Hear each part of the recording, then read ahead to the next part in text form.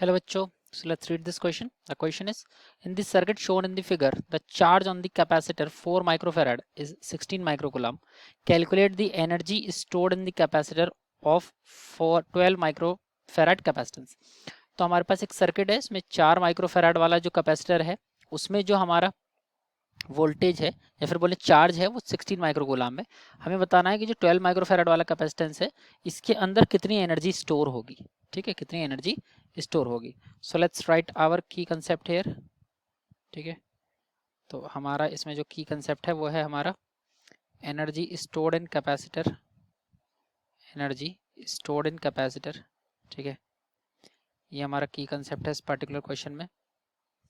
तो देखो बेसिकली क्या होता है कि हमारा ये जो 4 माइक्रो फैराड है और ये जो 20 माइक्रो फैराड है ये दोनों पैरेलल में ऐसा हमें दिख रहा है। ठीक है, तो ये दोनों पैरेलल में है, तो यानी कि अगर मैं इतने पार्ट का इक्विवेलेंस निकालूं, ठीक है, or equivalent sorry C equivalent निकालूं, तो इसको मैं सी नाम दे देता हूँ, C1।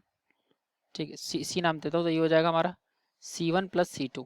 ठीक है, यहाँ पर हम लोग वैल्यूज पुट कर देते हैं। C1 की वैल्यू हमने को 20 वाले को C1 माना है, C2 हमने माना है 4 माइक्रोफेराड वाले को, 4 माइक्रोफेराड वाले को, और C3 हम लोग मान लेते हैं 12 माइक्रोफेराड वाले को।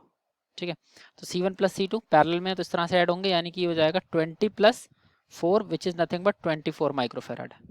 ठीक है, 24 माइक्रोफेराड है। ओके, अब हमारा जो हमारे 4 माइक्रोफेराड है, ठीक है, इसके अंदर जो चार्ज है दैट इज 16 माइक्रोकूलम। तो हमें यहाँ पर हमको पता है कि Q is equal to CV होता है। ठीक है, तो इसको हम लोगों ने 4 माइक्रो सेकेंड माना था, यानी तो हम we will get Q2 it is equal to the C2 into V.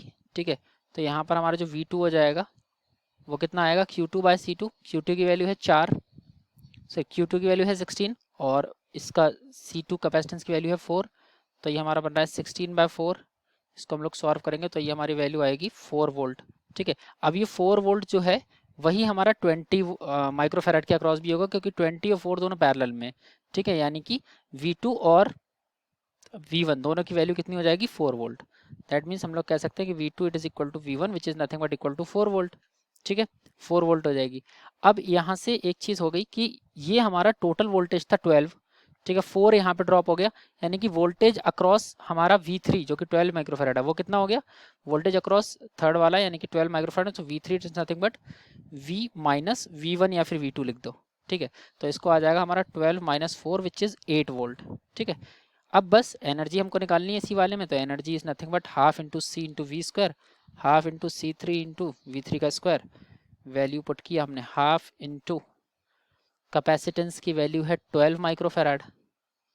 ठीक है, तो ये वैल्यू है हमारी 12 into 10 to the power -6 into voltage है, इट्स नॉट वेलोसिटी, सॉरी अगर मैंने कभी बोला हो इट्स वोल्टेज, तो ये 8 का स्क्वायर हो जाएगा। ठीक है, तो ये 6 टाइम्स कैंसिल हो रहा है। सॉल्व कर रहे हैं हमारी वैल्यू, तो हमारे जो सॉल्व करके वैल्यू आ रही है that is coming out to be the 64। ठीक है, ये हमारी जो वैल्यू की वैल्यू आ रही है ये हमारी आ रही है 384 into 10 to the power -6 joules.